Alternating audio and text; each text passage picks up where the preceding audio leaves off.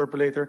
Yeah, just on that note, Mr. Sponsor, Mr. President, if I may, to the dear Secretary, yes, I forgot to mention earlier the request of the sugar industry. You know naman po, I'm the champion of the sugar industry in the Senate together with our Senator Angara, Senator Joel, Senator Aimee, kasama yung mga tatak kalamay natin, Mr. President.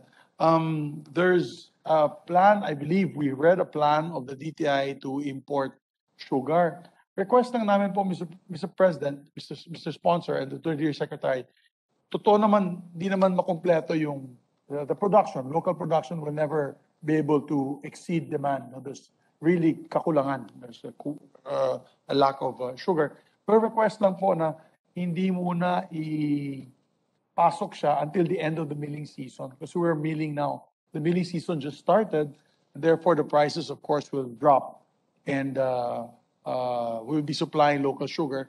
Maybe you can convince Coke and all of them to finish muna the local sugar production before we can import maybe later on in the season.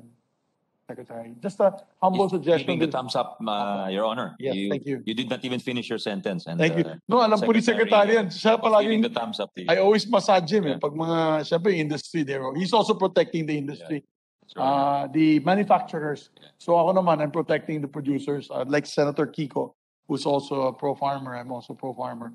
Pero maraming salamat po. Yun ang request nila.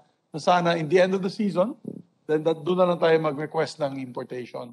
And ubusin na lang muna natin yung Pinoy na sugar, Filipino sugar. Thank you. So, thank you very much, Mr.